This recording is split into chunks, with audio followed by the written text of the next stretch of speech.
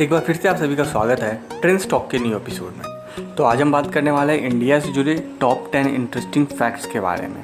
तो इस वीडियो को लास्ट तक देखिएगा और अगर आपने इस चैनल को सब्सक्राइब नहीं किया तो सब्सक्राइब कर लीजिएगा।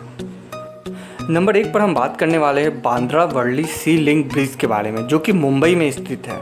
वैसे तो इस ब्रिज के बारे में ज़्यादातर लोग जानते हैं, बट इस ब्रिज के बारे में हैरान कर देने वाली बात यह है कि इस ब्रिज में जो स्टील वायर का यूज़ किया गया है उसकी जो लेंथ है वो अर्थ के सरकमफ्रेंस के बराबर है, जो कि एक बार को सोचने पर मजबूर कर देती है। अगर इस ब्रिज के वज़न की बात करें तो 50,000 अफ्रीकन एलिफेंट के बराबर इस ब्रिज का वज़न है।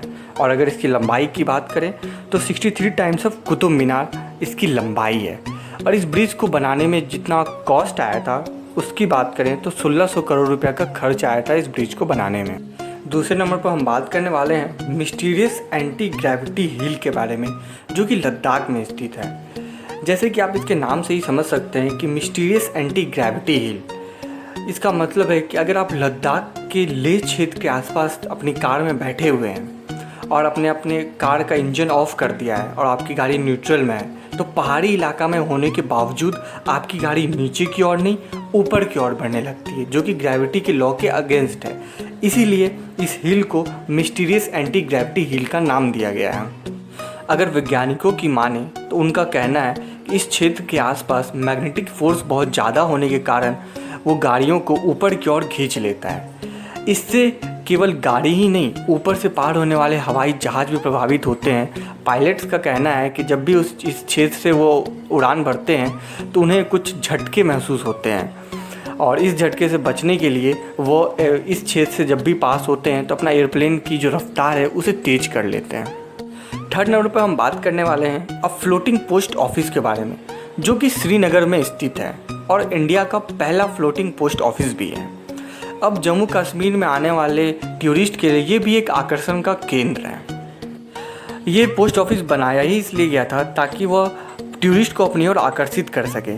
अगर इस पोस्ट ऑफिस की फीचर की बात करें तो जो भी लेटर यहाँ से पोस्ट किए जाते हैं उन लेटर पर श्रीनगर और डल लेक की तस्वीरें छपी हुई होती है, ताकि ये लेटर जहाँ भी जाए वो कश्मीर को as a tourist destination promote कर सके। चौथे नंबर पर हम बात करने वाले हैं अमेरिका में लगी हनुमान जी की सबसे ऊंची मूर्ति के बारे में। अमेरिका के हॉकिंसन शहर में सबसे ऊंची हनुमान जी की प्रतिमा को स्थापित किया गया है, जिसकी ऊंचाई 25 फीट है, जिसका वजन 30,000 किलोग्राम है। इस प्रतिमा को भारत में बनाकर अमेरिका भेजा गया था। बताया जा रहा है कि इस मूर्ति को बनाने में जो लागत लगी है वो $1 लाख के आसपास है। सुंदर नाक्सी वाले हनुमान जी की इस प्रतिमा को दक्षिण भारत के एक छोटे से शहर वारंगल में काले ग्रेनाइट पत्थर के एक ही टुकड़े से बनाया गया है। साल भर की कड़ी मेहनत के बाद 12 से ज़्यादा मूर्तिकारों ने हनुमान जी की इस प्रतिमा को तैयार किया। अमेरिका पहुंचने पर इस मूर्ति की प्राण प्रतिष्ठा समारोह में हॉकिंसन के 300 से ज़्यादा हिंदू परिवारों ने हिस्सा लिया था। इस दौरान 10 दिन तक पूजा पाठ का आयोजन भी किया गया था। पाँचवें नंबर पर हम बात करने वाले हैं इंडोनेशिया और हॉलैंड की करेंसी पर छपे श्री गणेश और श्री राम जी की फ़ोटो के बारे में। तो सबसे पहले हम बात करने वाले हैं इंडोनेशिया के बारे में, जहां 20,000 के नोट पर श्री गणेश जी की फ़ोटो को छापा गया है। इस नोट को 1998 में जारी किया गया था। इस नोट में श्री गणेश जी के साथ एक और व्यक्ति की फ़ोटो लगी हुई है, जो कि इंडोनेशिया के स्वतंत्रता सेनानी की थी, जिन्होंने शिक्षा के क्षेत्र में काफ़ी काम किया था। बट ये 20,000 का नोट 10 साल चलने के बाद 2008 में बंद कर दिया गया था। और अगर श्री राम जी की करेंसी वाली नोट की बात करें तो वो न केवल हॉलैंड बल्कि अमेरिका और नीदरलैंड में भी इस्तेमाल किया जाता है, जिसकी value 1 Ram equal to 10 euro बताया जाता है। बट अब इसका इस्तेमाल कुछ लिमिटेड इलाके तक ही सीमित रह चुका है, जहाँ डच शॉप वाले जो ओनर रहते हैं वही इस नोट को अब लेते हैं। छठे नंबर पर हम बात करने वाले हैं हमारे इंटरनेशनल कबड्डी टीम द्वारा बनाए गए रिकॉर्ड के बारे में। अगर हम मेंस कबड्डी टीम की बात करें तो उन्होंने लगातार 5 बार वर्ल्ड कप जीतने का रिकॉर्ड अपना नाम किया है। वो अभी तक अनडिफीटेड है। और अगर वुमेंस कबड्डी टीम की बात करें तो वो भी अभी तक हुए सारे वर्ल्ड कप में जीत हासिल की है और अभी तक अनडिफीटेड है। 7वें नंबर पर हम बात करें तो इंडिया ऐसी पहली कंट्री है जहां लगभग 3 लाख मस्जिद है। ऐसा करने वाला इंडिया पहला देश है। अगर गूगल की डाटा के हिसाब से माने तो इंडिया में 3 लाख मस्जिद है, बट अगर हिंदू ऑर्गेनाइजेशन की तरफ से जो जारी किया डाटा अगर माने तो लगभग 4 लाख मस्जिद इंडिया में बनाए गए हैं। लेकिन ये ऑफिशियल डाटा है।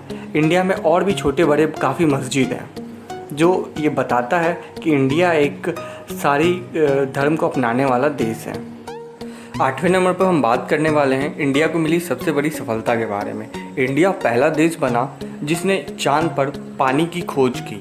वर्ष 2008 में भारत ने पहला चंद्रयान वहां भेजा था, जो 100 किलोमीटर की दूरी से चांद के तकरीबन हर हिस्से के ऊपर से गुजरा। इसी दौरान पता चला कि चांद के कुछ इलाकों में पानी की भारी मात्रा में बर्फ़ की मौजूदगी हो सकती है।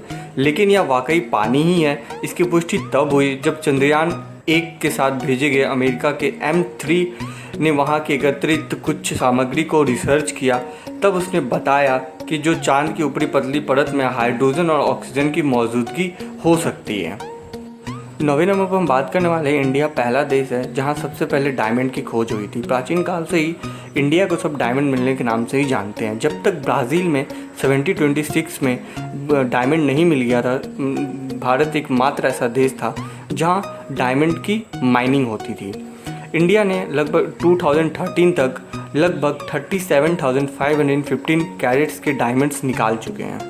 10वें नंबर पर हम बात करने वाले हैं नीदरलैंड के बारे में, जहां क्लास 5 के बाद से भगवत गीता का सब्जेक्ट ऐड कर दिया गया। ये कंपलसरी नहीं है कि हर एक स्टूडेंट को ये पढ़ना पड़े, बट हिंदू स्कूल में ये भगवत गीता का सब्जेक्ट क्लास 5 के बाद से ऐड कर दिया है। मतलब जिसको पढ़ने का मन है वो इस क्लास को ज्वाइन कर सकता है। बताते चले कि नीदरलैंड में काफ़ी ज़्यादा हिंदू परिवार रहते हैं और हिंदू स्कूल भी हैं जहाँ इस भगवत गीता का सब्जेक्ट को ऐड किया गया है।